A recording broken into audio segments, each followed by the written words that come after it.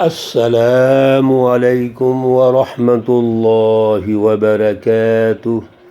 اعوذ باللہ من الشیطان الرجیم، بسم اللہ الرحمن الرحیم۔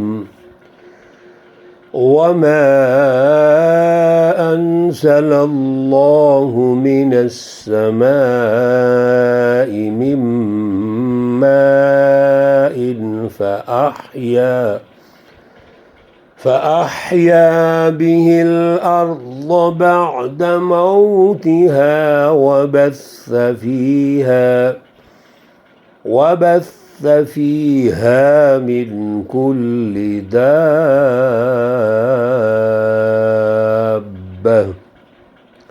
صدق اللہ العلی العظیم۔ اللہم صل علی سیدنا ومولانا محمد النبی الأمی وعلى آلہ واصحابہ وبارک وسلم وصلی علیہ۔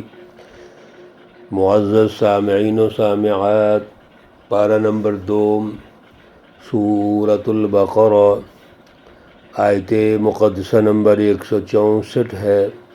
اللہ رب العزت اس آیت مقدسہ کا فہم و شعور عطا فرمائیں اور عمل کی توفیق اور صلاحیتیں عطا فرمائیں۔ معزز دوستو، عزیزو، کل ہم نے اس آیت مقدسہ کے پہلے حصہ پر بات چیت کی تھی۔ اللہ رب العزت کی کائنات کی مینجمنٹ، اس کی تخلیق، اس کی ترتیب و تشکیل پر بات چیت ہوئی تھی، اور اللہ رب العزت کی وہ توحید جس کا تعلق سسٹم کے ساتھ ہے، مینجمنٹ کے ساتھ ہے۔ ایک اللہ کی توحید فی ذات ہے، اللہ ذات میں اکیلے ہیں۔ پھر اللہ رب العزت اپنی صفات میں یکتا ہے، الرحمن الرحیم۔ اسی طرح اللہ رب العزت کا جو نگرانی کا نظام ہے، تمام کائنات کی تخلیق، اس کی مینجمنٹ اور ترتیب و تشکیل، یہ بھی اللہ نے کی ہے۔ زمین و آسمان اور اس میں تمام تر وسائل وہ اللہ نے رکھے ہیں۔ اللہ نے ایک سسٹم بنایا ہے، اس سسٹم کے تحت نظام کائنات کو چلا رہے ہیں۔ کل ہم نے عرض کیا کہ اللہ ارشاد فرماتے ہیں کہ یہ آسمان اور زمین کی تخلیق، رات اور دن کی تبدیلی، اور سمندر کے اندر کشتیاں، ان کا مقصد ہے بما ينفع الناس، انسانیت کا فائدہ ہونا چاہیے۔ میرے عزیزو، جب اللہ رب الناس ہے، مالک الناس ہے، الہ الناس ہے، رب العالمین ہے، تو مجھے یہ بتائیے کہ اللہ کے وسائل سے انسانیت کو فائدہ ہونا چاہیے نا۔ اس میں کوئی گروہ، کوئی خاص مذہب، خاص علاقہ وہ تو تعلق نہیں رکھتا۔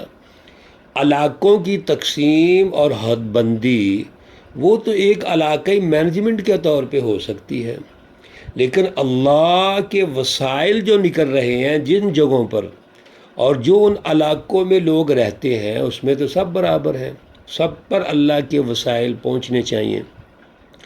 سمندر، یہ اللہ کے ساری مخلوقات، جتنے ممالک ہیں سب کے ساتھ لگتا ہے، اور جہاں جہاں لگتا ہے سمندر کے اندر جو دریا، اس سمندر میں کشتیاں جائیں گی، بحری جہاز جائیں گے، اور بڑی بڑی چیزیں جائیں گی سامانوں کے منتقل کرنے کے لیے، تو وہ سمندر اللہ کا ہے۔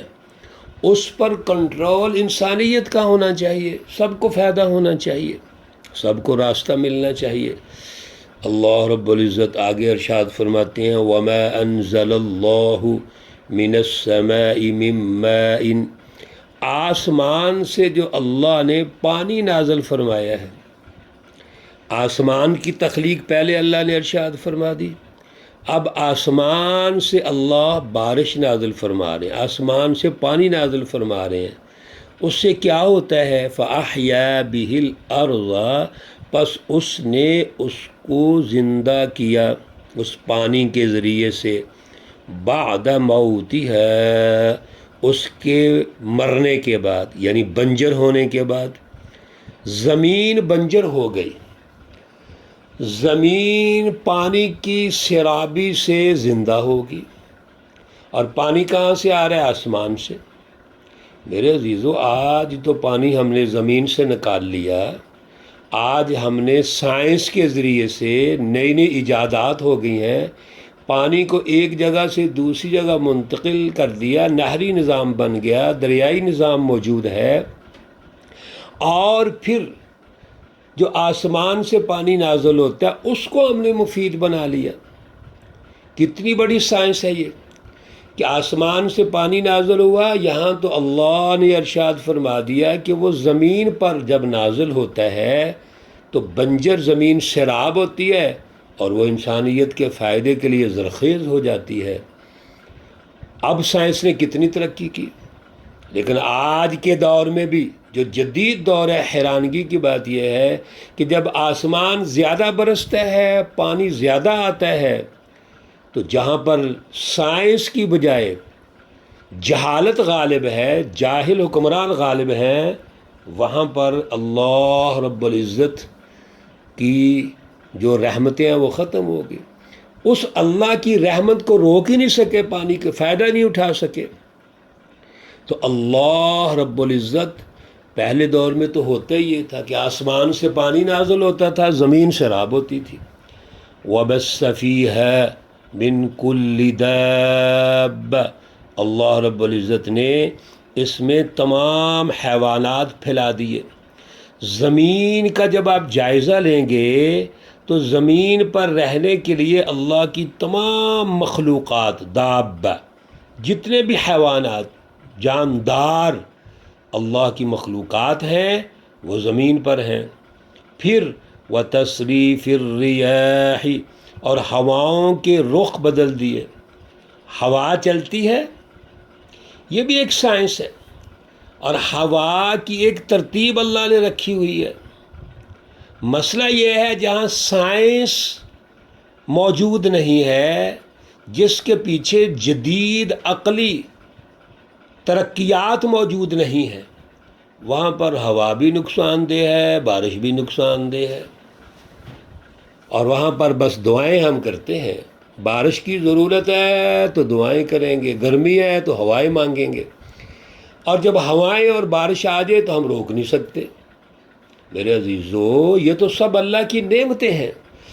وَالسَّحَابِ الْمُسَخَّرِ، اور بادل جو مسخر ہیں، پابند ہیں، بین السماء والارض، آسمانوں اور زمین کے درمیان۔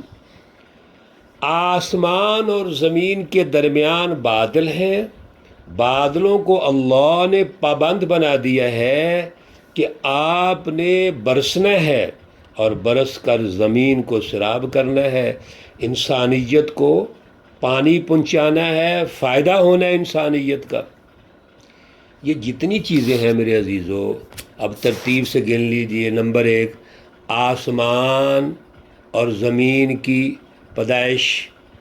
نمبر 2، رات اور دن کی تبدیلی اور اختلاف۔ نمبر 3، والفلک التی تجری فی البحر، سمندر اور سمندر میں کشتیوں اور جہازوں کا چلنا۔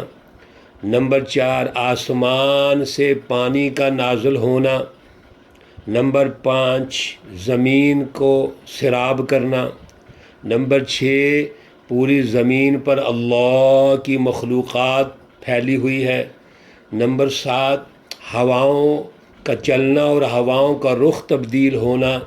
اور نمبر 8، آسمان اور زمین کے درمیان بادلوں کو پابند بنانا، مسخر کرنا۔